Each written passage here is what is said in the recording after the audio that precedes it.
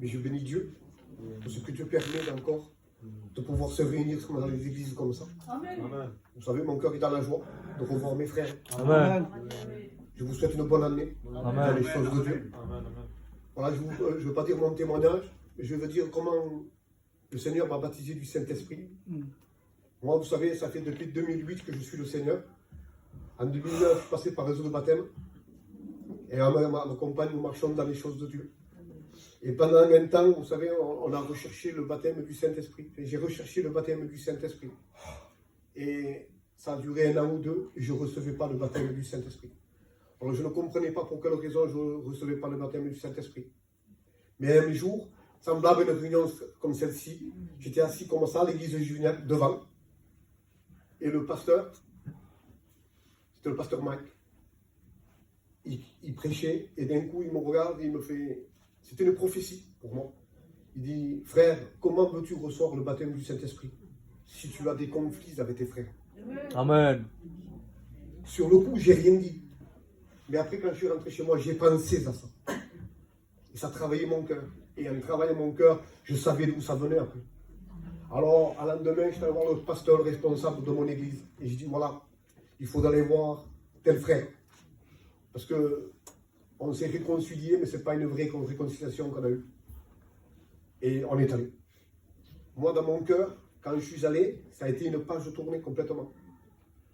Complètement tournée la page. Et je suis allé voir le frère et je l'ai embrassé de tout mon cœur. Et voilà que ça a marché comme ça a duré comme ça. Après, quand je voyais le frère, j'y parlais normalement. Et dans mon église, 15-20 jours après, il y a eu une réunion, une veillée de prière. Et je dis, Seigneur, je veux ce cadeau. Je veux ce cadeau.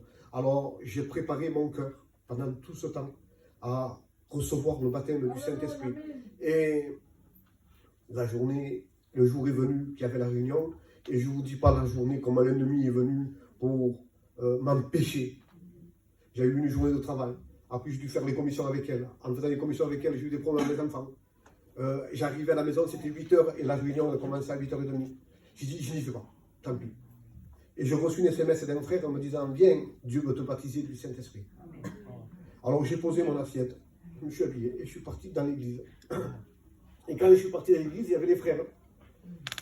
Comme on est là, il y avait des frères. D'un côté, il y a des frères qui étaient plus disposés. D'un côté, il y avait des frères moins disposés. Mais moi, je suis venu pour recevoir quelque chose du Seigneur. Alors je me suis assis sur ma chaise et j'ai commencé à prier. Mais je n'arrivais pas à rentrer en contact avec le Seigneur. Parce qu'il y avait des frères à côté de moi qui étaient un peu agités, qui rigolaient, qui parlaient. Je n'en veux pas à ces frères. Mais moi, j'attendais quelque chose de Dieu. Alors je me suis déplacé, je me suis décalé. Je me suis décalé un peu plus loin et je commençais à prier. Le Saint-Esprit est descendu sur moi. Amen. Ça a été comme un feu, je ne peux pas vous expliquer. Une onction que je ne peux pas vous expliquer. J'ai été baptisé du Saint-Esprit. Amen. Et quand j'ai été baptisé du Saint-Esprit, j'ai senti quelque chose de particulier. Et quand j'ai fini, l'ennemi me murmure à l'oreille, non, tu ne l'as pas reçu. Non, tu ne l'as pas reçu. Alors, ce n'est pas que je doutais de ce que Dieu m'avait donné, mais me murmurer en me disant que je n'avais pas reçu. Alors, ça me troublait. Je me suis levé dans ma chaise et je suis parti vers le fond de l'église. Et le pasteur, sûrement qu'il a vu que je me suis levé, un peu attristé. Le pasteur est venu vers moi, il m'a tapé sur l'épaule, frère, tu sais que tu as été baptisé du Saint-Esprit, il m'a confirmé. Amen. Alors là, ça fait à peu près depuis 2009 que je marche avec le Seigneur, que je suis baptisé.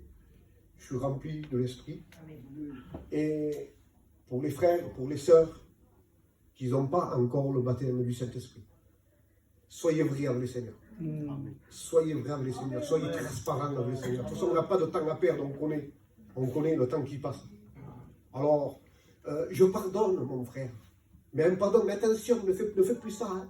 Dieu ne veut pas.